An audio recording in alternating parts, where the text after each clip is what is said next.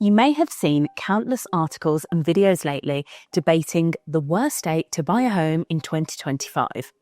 And one state that keeps being mentioned might surprise you: Florida. Known as the Sunshine State, it has long been associated with opportunity. Warm weather, no income tax, and a booming housing market that drew millions during the pandemic. Yet recently, some experts and analysts have begun to question whether Florida is still the safe investment it once seemed.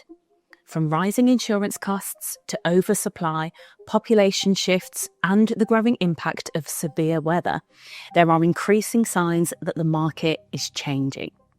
In this report, we'll take a closer look at why some believe Florida may now be one of the most challenging and risky places to buy a home in 2025. Despite years of booming growth and record migration during the pandemic, the Florida housing market is showing clear signs of cooling. Florida led the country as the state with the biggest year-over-year drop in home values in June, losing $109 billion. California followed with a loss of $106 billion in home values, trailed by Texas with a loss of $32 billion. To understand how we got here, we need to rewind the pandemic years. Between 2020 and 2022, Florida became one of the hottest real estate markets in America. Mortgage rates plunged to historic lows. Remote work allowed people to move anywhere, and thousands of Americans fled high-tax states like California and New York in search of affordable homes, sunny weather, and looser restrictions. The result was an unprecedented surge in demand. Home prices across Florida skyrocketed, construction soared, and the total market value of the state's housing stock jumped by $1.6 trillion in just a few years. Florida's housing market is not the only one that benefited from the pandemic. Since early 2020, the largest total value gains have been in California, $3.4 trillion.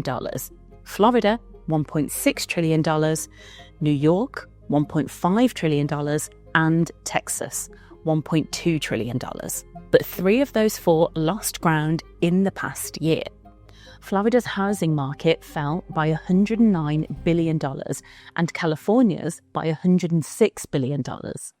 Despite the recent drops, California, Florida, and Texas, together with New York, remain among the states where home values are the highest.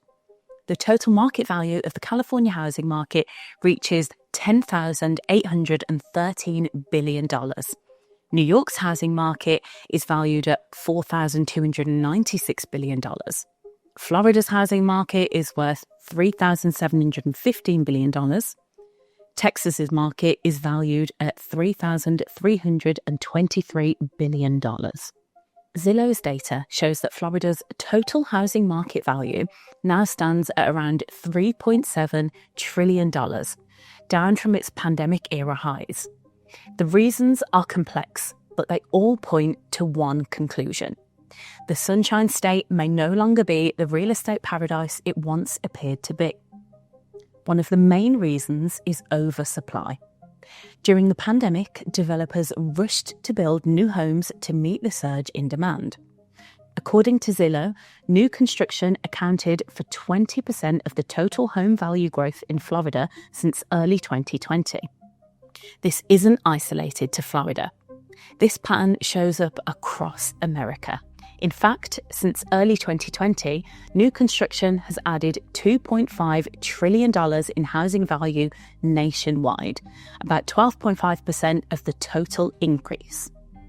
New homes have made the biggest difference in Utah, 23%, Texas, 22%, Idaho, 22%, and Florida, 20%, which saw the biggest share of housing market gains come from new construction over this period. These are states that experienced booming demand during the pandemic from households seeking more space and relative affordability. Sunbelt states like Texas and Florida have been the most prolific home-building states over the past few years.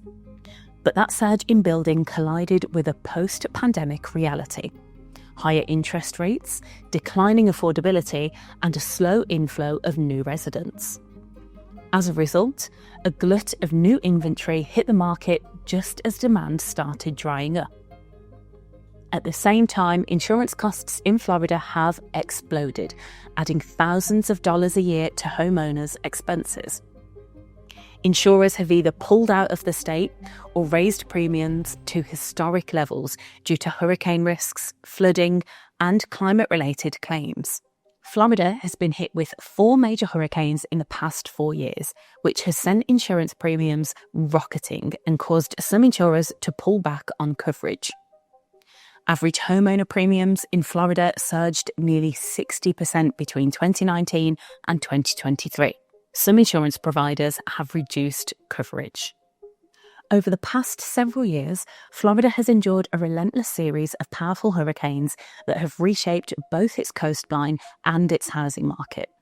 In 2022, Hurricane Ian slammed into southwest Florida as a Category 4 storm with winds of around 150 miles per hour, causing an estimated $112 billion in damage, according to Reuters and the National Hurricane Center, making it the costliest hurricane in the state's history. Just a year later, Hurricane Idalia made landfall in the Big Bend region as a high-end Category 3 storm, flooding coastal towns and adding more pressure to Florida's already strained insurance market. Then, in 2024, back-to-back storms. Hurricane Helene at a Category 4 that left over 1 million homes without power and brought catastrophic flooding, with storm surges reaching up to 15 feet in parts of Taylor and Dixie counties. And Hurricane Milton, which briefly reached Category 5 strength with winds near 180 miles per hour before striking Florida's west coast and producing surge levels of nearly 10 feet near Manasota Key, deepened the crisis. Earlier storms such as Hurricane Michael, Category 5, 2018, Irma, Category 4, 2017, and the historic Andrew, Category 5, 1992, further illustrate the catastrophic risk the state continues to face. This near-annual assault of major storms has pushed insurers to retreat, driven premiums to record highs, and left many Floridians questioning whether they can even afford to stay in the Sunshine State. According to the Washington Post, the average Florida homeowner now pays nearly $6,000 a year in insurance, roughly 4 times the US average. For many, that's the breaking point that pushes homeownership out of reach. The combination of rising costs, rising insurance cost, oversupply, and waning demand has caused sellers to slash prices and offer incentives just to get buyers through the door. Redfin data shows that in cities like Tampa, Orlando, and Miami, price reductions have hit their highest level since 2019, and the median time on market has increased significantly. For many homeowners who bought at the peak, selling now would mean taking a loss, while potential buyers are choosing to wait for better deals. Another major factor weighing down the market is the return to office trend. During the pandemic, remote work fueled migration to states like Florida and Texas. But as companies across the country push employees back into physical offices, the appeal of relocating thousands of miles away has waned. Cities that were once pandemic boom towns like Austin, Dallas, and Miami are now seeing declines in home values as demand normalizes. Florida's decline also reflects a broader national trend. The US housing market's growth is slowing after an unprecedented run-up in prices. Zillow reported that while the total US housing value hit $55.1 trillion in June 2025, it grew by just 1.6% over the past year, far below the 10 to 15% annual increases seen in 2020 and 2021. Across the country, sellers now outnumber buyers by more than 500,000 homes, according to Redfin. These imbalances are especially pronounced in states that saw rapid construction during the pandemic. While Florida has taken the biggest hit, it's not alone. California's total home value dropped by $106 billion year over year, and Texas lost about $32 billion. The difference is that California's market, low cooling, remains constrained by tight inventory and limited new building, while Florida's overbuilding has created a structural oversupply. Interestingly, one state stands apart: New York. Despite years of people moving out during the pandemic, New York's housing market gained $216 billion in value over the past year, accounting for nearly a quarter of all US housing growth in that period. That reversal underscores how markets that were written off during the pandemic are now recovering, while former boom regions are faltering. Demand for housing in areas like New York City, Long Island, and parts of New Jersey is once again surging as people return to cities for work, culture, and convenience. It's important to understand that Florida's housing market hasn't crashed. It's cooled. A $109 billion drop in value sounds dramatic, but compared to a $3.7 trillion total market, it's roughly a 3% correction. The problem is not collapse, but affordability and stagnation. When prices rise too far, too fast, they eventually hit a ceiling. Many Floridians are now priced out, and potential buyers from other states are hesitant due to insurance, property taxes, and job relocation costs. The affordability crisis has made Florida one of the least accessible housing markets in the nation, despite its image as a haven for middle-class families and retirees. Adding to the pressure is the state's population growth, which has started to slow after years of record in-migration. According to US Census Bureau data, Florida's population growth rate dropped to its lowest level since 2016. Many of those who moved during the pandemic have found that rising costs, extreme weather events, and infrastructure strain have made living in the state less appealing than they expected. Some are even leaving for more affordable southern or Midwestern states. Another concern is the impact of climate risks. Florida faces increasingly severe hurricanes and flooding. According to the National Oceanic and Atmospheric Administration, 2024 saw one of the most active hurricane seasons in recent years, with damages exceeding $100 billion nationwide, much of it in Florida. These recurring disasters not only raise insurance costs, but also deter investors and homeowners from taking on long-term commitments in high-risk areas. Experts also warn that Florida's property tax policies, once seen as an advantage, may now backfire. The state's heavy reliance on property tax to fund local governments and schools means homeowners are vulnerable to spikes in assessments. In high-growth areas, rising property values have translated into higher bills, even as the broader market cools. This paradox, falling home prices but rising taxes, has further restrained household budgets. For investors, this means 2025 might be a dangerous time to enter Florida's market, especially for short-term gains. The environment is far different from the easy profits of 2021. Interest rates remain elevated, with the average 30-year fixed mortgage hovering around 6.8% as of September 2025. That level of borrowing cost, combined with high insurance premiums and rising taxes, has significantly reduced buyers' purchasing power. By contrast, other regions look far more stable. The Midwest and Northeast are still seeing modest but steady growth, driven by lower housing costs, fewer natural disasters, and improving local economies.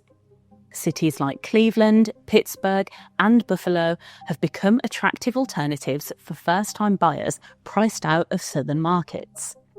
These areas also benefit from a growing trend of remote and hybrid work, which allows families to live in affordable regions without sacrificing job opportunities. In the end, Florida's story is a cautionary tale about what happens when a housing market overheats. The same forces that made it so attractive, rapid construction, easy credit, and record migration, are now contributing to its slowdown. But it's important to remember that no real estate market stays down forever. Housing markets move in cycles, and Florida has proven time and again that it has a unique ability to rebound. Its economy remains strong, fueled by tourism, international investment, and ongoing demand from retirees seeking warmer climates. The state still offers major advantages: no state income tax, world-class beaches, year-round sunshine, and one of the most business-friendly environments in the country. For long-term buyers who can weather short-term fluctuations, Florida continues to hold enormous potential. Still, this is a period for discernment, not panic. The market's recent cooling is less a collapse than a correction, a recalibration after years of unsustainable growth. Buyers in 2025 should approach with caution, doing their homework on insurance costs, flood zones, and local job markets before making a move. Those who buy wisely in today's slower environment could be well positioned when the next cycle of growth begins. Florida remains one of the most dynamic and desirable states in America, but this year it serves as a reminder that even paradise comes with fine print. Until the market stabilises, Florida may hold the uncomfortable title of the worst state to buy a home in 2025. Not because it's fallen beyond repair, but because timing matters in real estate. And right now, the numbers simply don't favour the buyer. What do you think will happen next in Florida's housing market? Will it bounce back, or are tougher times still ahead? Let us know your thoughts in the comments below. And don't forget to like, comment, and subscribe for more.